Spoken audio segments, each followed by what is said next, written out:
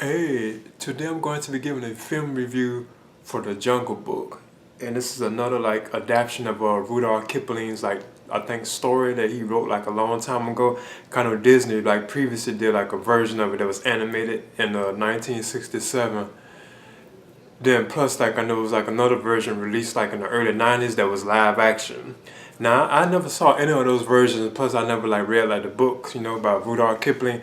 But this particular version right here is like a new adaptation, and it is supposedly a live action adaptation of the actual 1967 animated film. But it does feature like a lot of like CGI type effects, which look cool, because at times you can't even tell that it's like CGI, like the animals and stuff like that that's around like Mowgli and stuff. At times you can't even tell that it's CGI. But yeah, again, like this film, it deals with the idea of like this, I guess you could say this like this boy, and they call him like the animals and stuff, not the it sound kind of odd, but they like talk and stuff like that. Cause I'm not too familiar with it. I've never seen like the animated version of it. But like the animals and stuff in this film, they like talk and stuff like that to like the protagonist, which is known as Mowgli, and he's like a young boy that was like born and raised by animals in like the wilderness, like in the jungle basically. Cause they do kind of give like an origin tale of how he got like stranded in the jungle, but I don't want to spoil it, if you never like seen it, but I know like a lot of people have probably, but he's like raised by like animals, like he's like very close to like this panther known as I think it was Bagheera, that the panther is known as. Cause I know Ben Kingsley does like the voice of the animal, like the panther or whatever, and you also have a newcomer known as Neil Satai, I think, that plays Mowgli, you know Mowgli, I mean. But yeah, like at one point in the film, like when it opens, it deals with the idea that Bagheera, he doesn't want like Mowgli, and I think that's how it's his name. You kind of forget it sometimes, But I think he doesn't want him like in a village and anything like that. So he decides like he wants him to go back to and be with like man and kind of like humans, 'cause that's what the animals call them, like humans and stuff like that. And what's cool about it, like he actually gets to leave, and everything. But like it turns out that like the villain of the film is like this tiger known as I think, and he's played by he's voiced by Idris Elba. I think his name is Shira Khan. I think that's what his name was. I forgot, but he's like the villain of the film itself, and he's kind of against like Mowgli, and he wants to like kill him and stuff like that because they have like a past, and they do show like a little origin about it in the film.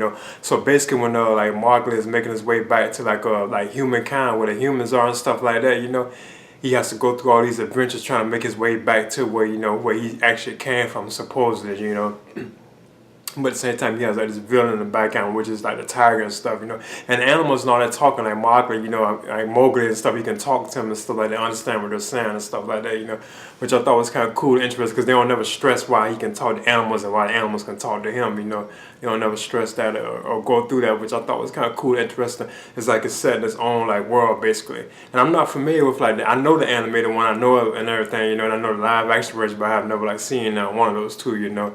But and then he has to endure like these adventures, making his way back, and along the way he comes across like different like characters, and one of them becomes like friends with him, known as I think Balo, because he is voiced by Bill Murray, and it's like this giant like bear. Now I was familiar with the bear too, and it like talks and stuff like that to him, because when they first meet, the bear saves him from like a giant snake. Not to spoil it, And then like he wants like Mowgli. I mean, I think I'm sorry for like pronouncing his name. I forget it's how it sounded. But he wanted him to like help him get some honey at one point from like these bees and stuff, which I thought was a cool scene. So like Mowgli has to go up there and like knock the bees down some kind of way. I mean the honey down so he can give it to Balo basically.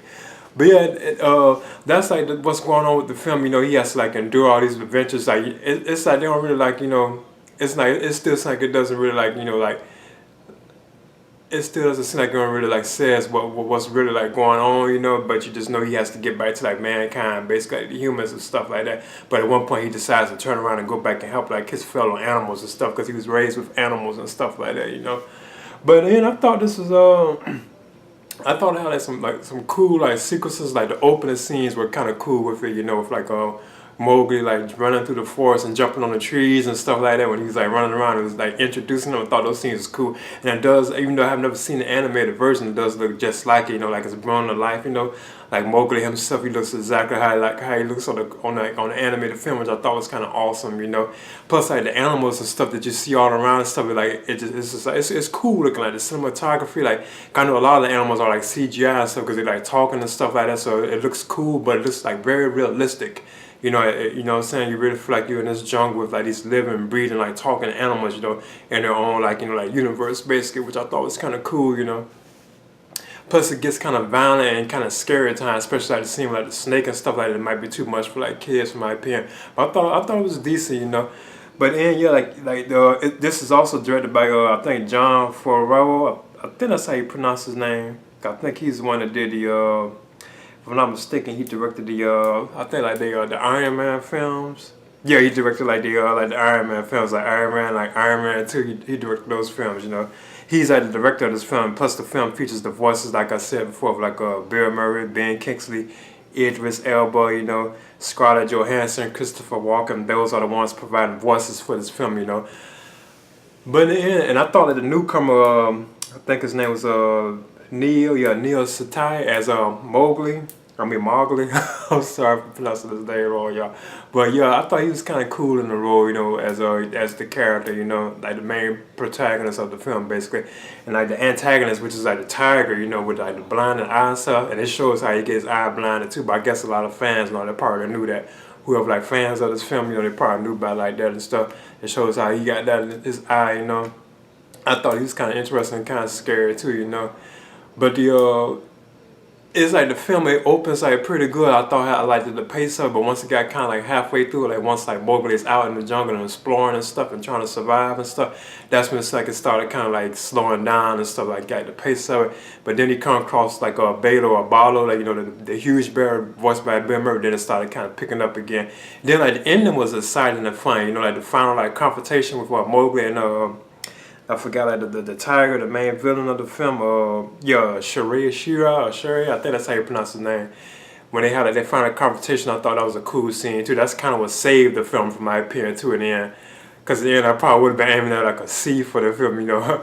But yeah, in the end, I'd be giving like this version of the Jungle Book. I think I'm gonna aim at a B minus for the Jungle Book, and this will be my review. And I'll catch y'all later. All right.